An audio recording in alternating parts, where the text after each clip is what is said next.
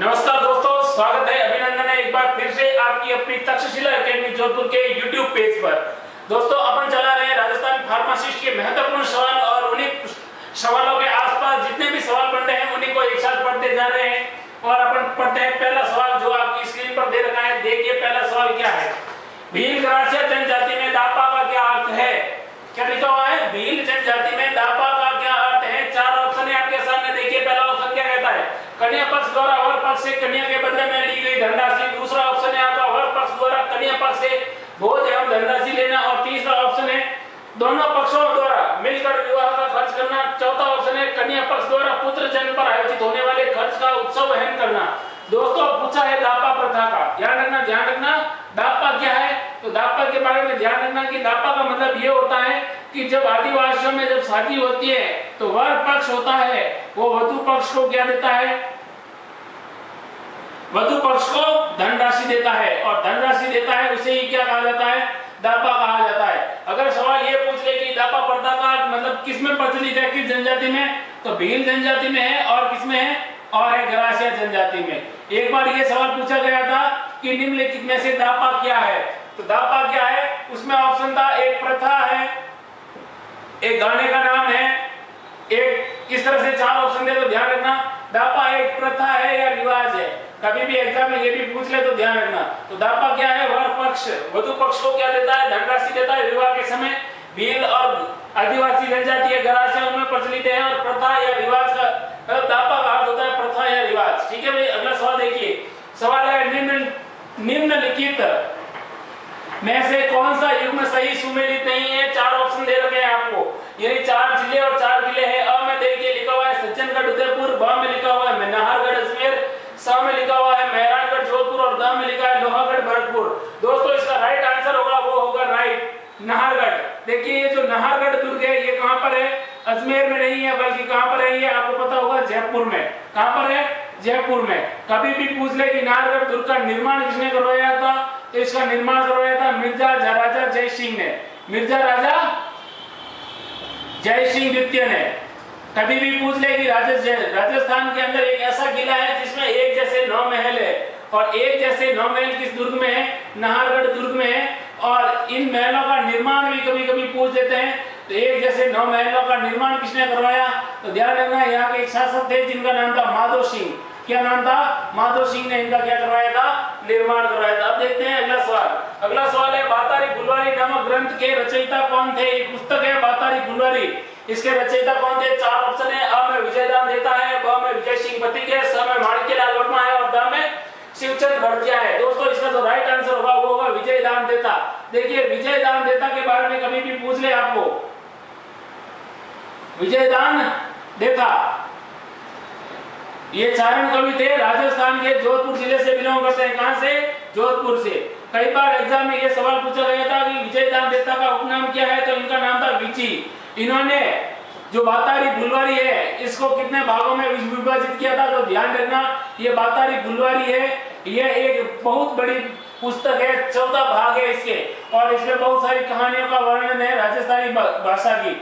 इसके अलावा विजयदान देता को राजस्थान रत्न, इसके अलावा भारत सरकार द्वारा पद्म श्री पुरस्कार, ध्यान रखना। इसके अलावा इनको केंद्रीय साहित्य अकादमी पुरस्कार, केंद्रीय साहित्य अकादमी पुरस्कार भी मिल चुका है, ध्यान रखना। इसके अलावा इनकी एक पुस्तक है, दो तीन और पुस्तकें हैं। एक का नाम है मिंजर, क्या नाम है, मिंजर। एक का नाम है अलेपो हिटलर, क्या है, अलेपो हिटलर। इसके अलावा अलेपो हिटलर के अलावा एक और पुस्तक है जिसका नाम है तीडो राव, क्या नाम है, तीडो राव। ध्यान रखना इनकी एक कहानी है, एक उपन्यास था जिसका नाम था दुविधा। कौन सा उपन्यास था, उपन्यास ध्यान रखना, एक उपन्यास लिखा था इन्होंने दुविधा। और दुविधा के ऊपर शाहरुख खान की प्रसिद्ध फिल्म बनी थी जिसका नाम था पहेली। तो कभी भी पूछ ले कि राजस्थान के अंदर किस कवि की या किस कवि की जो रचना थी उसके ऊपर शाहरुख खान की फिल्म बनी थी, वो थी कौन सी, दुविधा उपन्यास था और फिल्म थी पहेली। ठीक है भाई, अब देखते हैं अगला सवाल। अगला सवाल क्या कहता है, वर्ष 2011 की जनगणना के अनुसार निम्न आधार पर निम्नलिखित में से कौन सा कथन सही नहीं है। चार ऑप्शन दे रखे हैं, इनमें से गलत कौन सा है वो छांटना है। पहला ऑप्शन देखिए क्या दे रखा है कि सर्वाधिक महिला साक्षरता जयपुर में है। दूसरा ऑप्शन है न्यूनतम महिला साक्षरता जालौर में है। तीसरा ऑप्शन है महिला साक्षरता सर्वाधिक बढ़ती डूंगरपुर की है। और चौथा ऑप्शन है वो है न्यूनतम पुरुष साक्षरता प्रतापगढ़ में। दोस्तों इसके 4 ऑप्शन है और चारों में से राइट होगा वो होगा पहला। देखिए पहला है वो सुमेलित नहीं है और सही भी नहीं है, क्योंकि राजस्थान में सर्वाधिक, कहां पर सर्वाधिक महिला साक्षरता कहां की है, सर्वाधिक महिला साक्षरता। तो दोस्तों इसका हमेशा ध्यान रखना, ये सर्वाधिक महिला साक्षरता है, एक जिला है जिसका नाम है कोटा।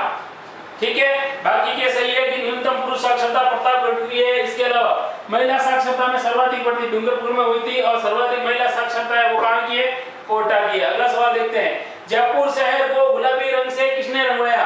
किसको? जयपुर को गुलाबी रंग से किसने रंगवाया? 4 ऑप्शन है आपके सामने। पहला है प्रताप सिंह, दूसरा है राम सिंह द्वितीय, तीसरा है सवाई जय सिंह और चौथा है वो है ईश्वरी सिंह। दोस्तों जयपुर को गुलाबी रंग, जयपुर को कैसे रंग से, गुलाबी रंग से किसने रंगवाया? तो ध्यान रखना, एक शासक हुए जयपुर के राम सिंह द्वितीय। कौन हुए हैं? राम सिंह द्वितीय। इन्होंने रंगवाया था। कब रंगवाया था? तो 1876। क्यों रंगवाया था? ध्यान रखना। तो ध्यान रखना यहाँ पर एक इंग्लैंड का राजकुमार आता है प्रिंस अल्बर्ट। प्रिंस अल्बर्ट जब यहाँ आता है तो उसके स्वागत के लिए पूरे जयपुर को क्या करता है, गुलाबी रंग से रंगवा देता है। यानी ये पूर्ण रूप से गुलाबी नहीं है, ये रंग है गेरुआ। ध्यान रखना, गेरुए रंग से रंगवाया था। अगली बात, इसीलिए जयपुर को क्या कहा जाता है? गुलाबी नगरी कहा जाता है और अंग्रेजी में कहा जाता है पिंक सिटी। क्या कहा जाता है?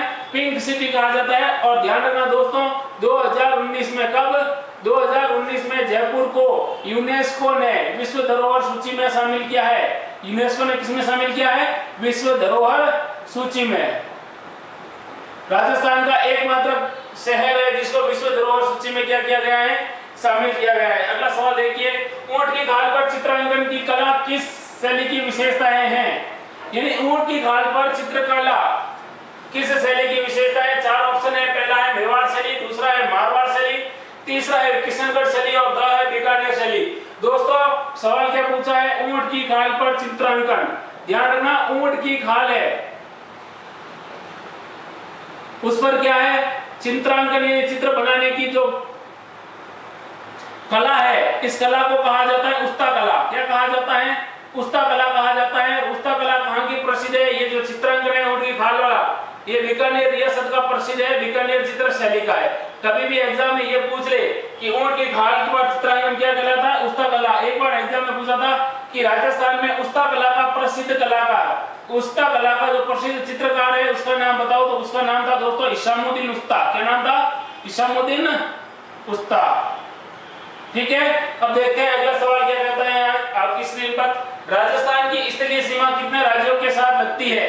यानी अब पूछा है राजस्थान की स्थलीय सीमा और कितने राज्यों के साथ लगती है। तो दोस्तों सीधा सीधा देखिए, नक्शे से ही समझ लेते हैं। ये देखिए राजस्थान का कुछ ऐसा नक्शा है, ध्यान रखिए।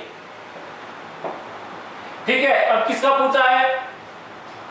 तो राज्यों की स्थलीय सीमा पूछी है कि कितने राज्यों के साथ लगती है। दोस्तों इधर एक देश है जिसका नाम है पाकिस्तान। क्या नाम है?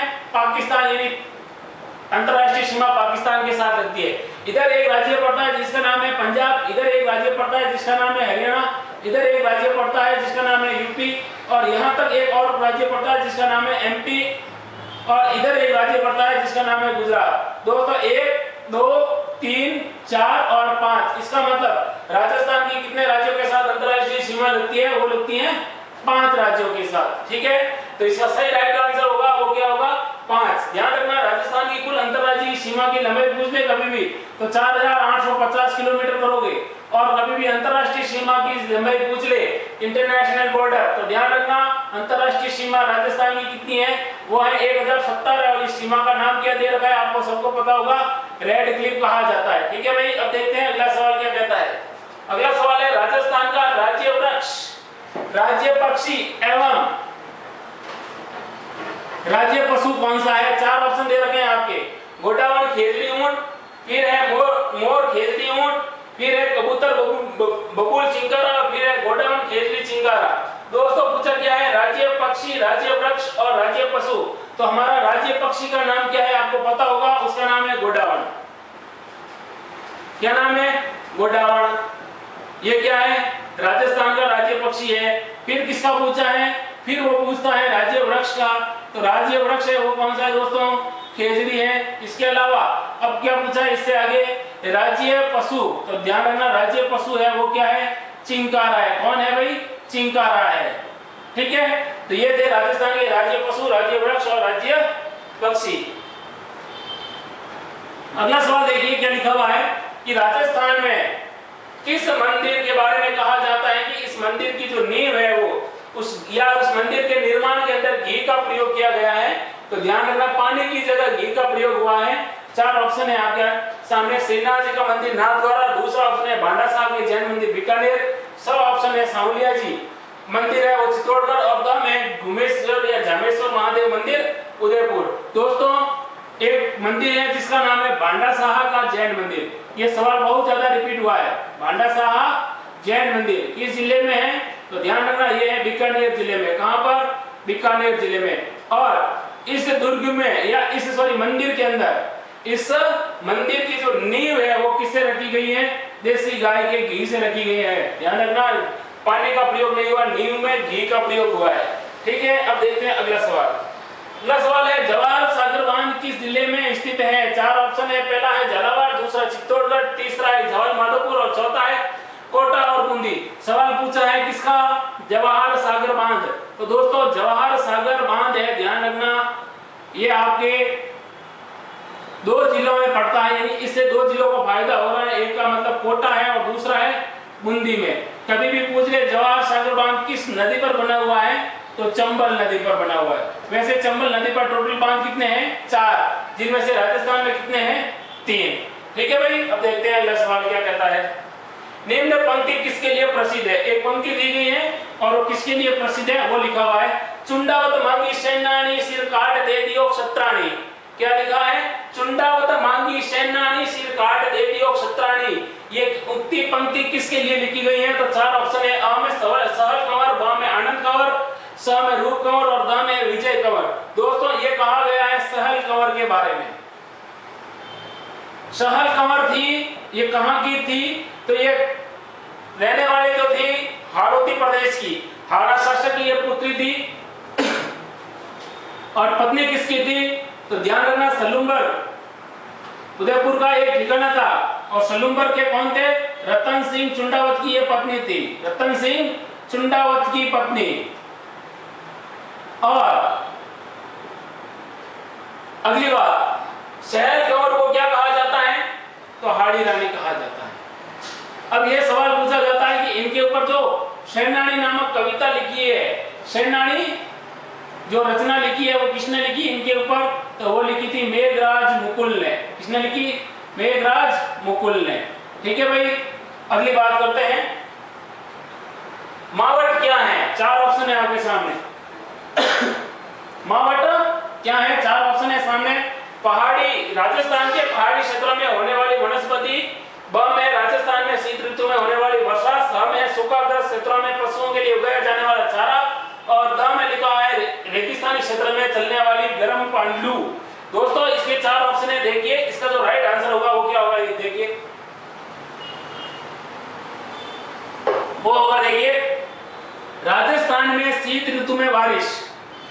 मावट का क्या मतलब होता है कि पश्चिमी, या कह सकते हो राजस्थान में, कहां पर, राजस्थान में शीत ऋतु में होने वाली बारिश। अगली बात करते हैं,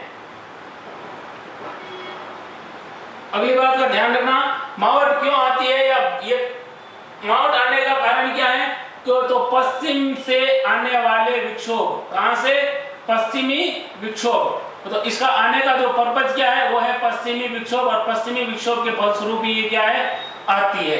अगली बात करते हैं, आता है कि मावट से कौन सी फसल को फायदा होता है, तो रबी फसल को फायदा होता है, ध्यान रखना। और रबी फसल को फायदा होने के कारण जो बारिश की बूंदे हैं उनको उस समय क्या कहा जाता है, गोल्डन ड्रॉप्स यानी स्वर्ण बूंदे भी कहा जाता है।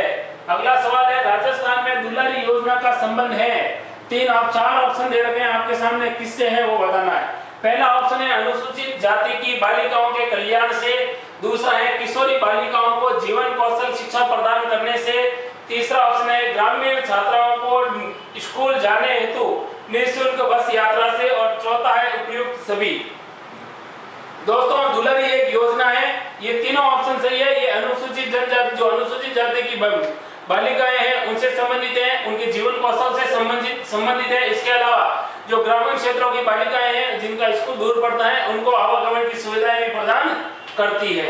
अब अगला सवाल पूछा है, क्या है? भीलों में प्रसिद्ध लोकगीत जिसे स्त्री और पुरुष दोनों मिलकर गाते हैं। 4 ऑप्शन है, बताना है आपको कौन सा गीत है। पहला है सुंगटियो, दूसरा है जोरावर, तीसरा है सुपना और चौथा है हंसिडो। अब इसको पढ़ते हैं कैसे है इसका राइट आंसर। दोस्तों देखिए, सुंगटिया गीत है, चारों ऑप्शन पे चर्चा हो रही है। सुंगटिया गीत है, ये कौन गाती है? महिला गाती है। इसका मतलब ये युगल गीत नहीं है, तो ये ऑप्शन कट गया। दूसरा ऑप्शन है जोरावा। दोस्तों जोरावा ये पश्चिमी राजस्थान का विरह गीत है। कहां पर गाया जाता है? पश्चिमी राजस्थान में गाया जाता है, ये भी गलत हो गया। फिर है सुपना। सुपना है हाड़ौती क्षेत्र में का, जहां पर महिला सोती है उसी समय उसके सपना आता है उसके पति का जो बाहर विदेश में रहता है उससे संबंधित है। इसका मतलब ये भी गलत हो गया। भील और यानी भील स्त्री और पुरुष दोनों मिलकर जो गाते हैं गीत, उस गीत का नाम है हंसिडो। क्या नाम है भाई? हंसिडो। तो हंसिडो एक ऐसा गीत है, वो युगल गीत है और इसका जो राइट आंसर होगा वो भी क्या होगा भाई? हंसिडो ही होगा। ठीक है दोस्तों, तो ये थे राजस्थान फार्मासिस्ट से संबंधित महत्वपूर्ण 10 प्रश्नों की एक प्रश्नमाला। इसी प्रश्नमाला को आप निरंतर देखते रहिए और इसके प्रति जो आपके क्या क्या ज्ञान बढ़ा है वो भी हमें बताते रहिए कमेंट बॉक्स में। इसके अलावा वीडियो को लाइक कीजिए, शेयर एंड सब्सक्राइब कीजिए। जय हिंद, जय भारत।